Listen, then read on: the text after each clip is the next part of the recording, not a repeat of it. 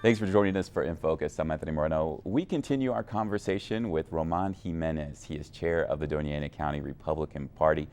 Thank you for sticking around and having more of a conversation with us about the issues facing the community here. Absolutely. On our last talk, we discussed the recent Associated Press report about Donald Trump's immigration enforcement. Yeah. The report from the Associated Press was that they were considering, the Trump administration considering 100,000 National Guard troops to be deployed across the country to enforce immigration law, basically doing what ICE does. That prompted the Catholic bishops of New Mexico to release a statement saying that, this is basically a declaration of some form of war. I was wondering, what are your thoughts on that when you hear those words? They're very strong words. Again, I understand the concern, and it just is a matter of perspective, really. If you feel that there is people out there that are trying to harm the country and that we need to be better prepared to vet those individuals that are coming into our country properly, then you would think that it was something that is a good thing. As long as those National Guards men remain near and close to the border to support border security, and they maintain their mission as opposed to involving themselves in local law enforcement. If, it seems kind of vague on what this could be, but if you have a situation where there are National Guard troops doing the job of ICE, making raids in different communities or businesses, does that concern you, from your history as a local, as a law enforcement officer, and as somebody within the party? What are your thoughts on that? Well, again, it's just going to depend on how that mission is defined, and I'm not real clear on the directive given by the president at this time as to what exactly the National Guardsmen's mission will be. Right now and for a long time, not just the past 8 years through the Obama administration, but previous to that administration, National Guardsmen have always been an integral part in providing support to local law enforcement in combating the war on drug trafficking, secure borders, resources for the enforcement of local law enforcement. In the last week, there's been nearly 700 people across the country rounded up in immigration raids. Some of these people are parents of American citizens. Mm-hmm. As somebody with your background in law enforcement, when you see families being broken up, does that concern you that we have family units being broke up and there's kids that are potentially growing up in America without parents? We have that every single day. We have American citizens that we arrest, much like in these raids, that are suspected of being involved in some type of criminal activity. When we'd execute warrants on a guy that was involved with or suspected of being involved in drug trafficking, well, the unfortunate repercussions for his actions were he gets put in handcuffs, probably in front of his family, gets taken away, and gets, possibly prison time. And those kids, unfortunately, grow up for a while without their parents. In this particular case, we talk about these raids where a large percentage, over 75%, were repeat criminal offenders. Those people go to prison, their kids grow up without having a father or mother near them. It's not a matter of their national origin or their immigrant status. It's a matter of the crimes that they've committed. As somebody, as the head of the Republican Party here in Doña Ana County in New Mexico, which is already struggling with child well-being as an issue. Absolutely. Do you think that there needs to be, a stronger scope on who immigration and custom enforcements are planning to take away? I think if they're criminals, they need to face justice, regardless of who they are. What if they're not criminals? You mean ICE would just target somebody that's not criminal?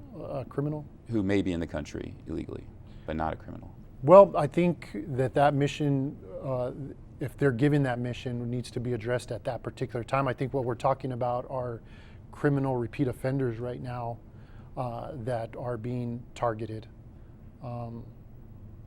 So, I think we're talking about apples and oranges as far as that goes.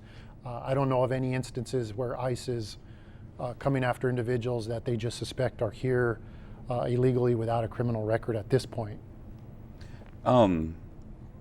What I wanted to bring up to you, another thing, the President of the United States is really good at getting his own message out through tweets. Right.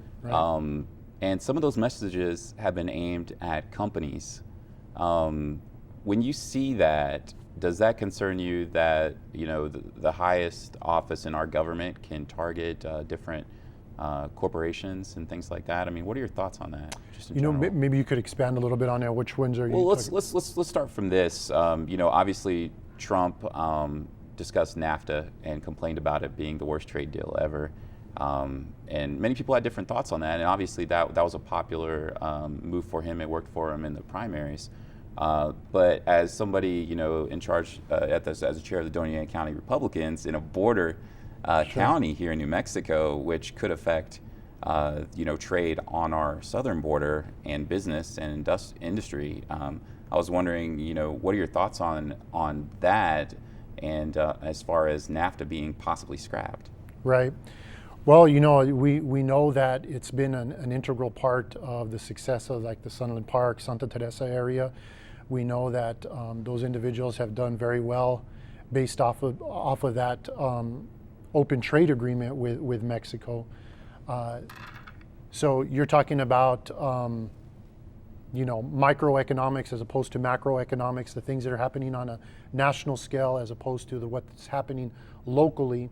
And from the perspective of the president, who's in charge of the entire country, I can understand his reasoning about being involved in open trade with other countries where the United States continues to get the raw end of the deal every time. I understand that perspective, but at the same time, I understand that open trade has been a big part of New Mexico's economy and stimulating that economy. And from the local Doña Ana perspective, my thoughts would be how do we work to make sure that continues with whatever types of agreements are in place with Mexico. Okay. One of the things that I'd also like to continue talking with you about is here in New Mexico, history was made a couple years ago when local Republicans and in the state house took back control. Right. However, recently in the recent election, Democrats took back control of the House of Representatives in New Mexico. I was wondering your thoughts on what do you think went wrong to where Republicans lost control in the election? They didn't do anything. We put people, elected individuals, to be put into office, and we didn't get any bang for our buck. We put people in there that we thought would help turn the economy around, that would help to create a better environment for our children to grow up in and to be educated in. And that didn't happen. And so people felt, let's give some other individuals an opportunity to see if they can change things. The problem that we continue to make in New Mexico, though, is we continue to put people in office that have their own best interests in mind. Regardless of what party they're from, they continue to preserve only their own self-interests. Well, one of the things that's been talked about in the state legislature this year is about opening up primaries. Right. And having independent voices vote in elections. I was wondering, what are your thoughts on that, locally as a party chair of the Republican Party?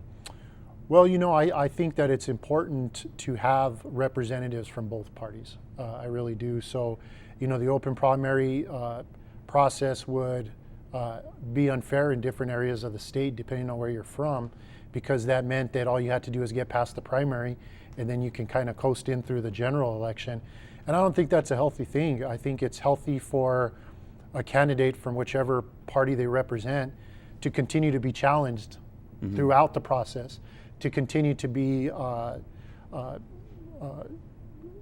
made available to speak to what their thoughts are and ideas are. All right. Well, I want to thank you very much. Unfortunately, we're out of time. Sure. But thank you so much for joining us on In Focus. Absolutely, my pleasure. And we want to thank you as well. I'm Anthony Moreno.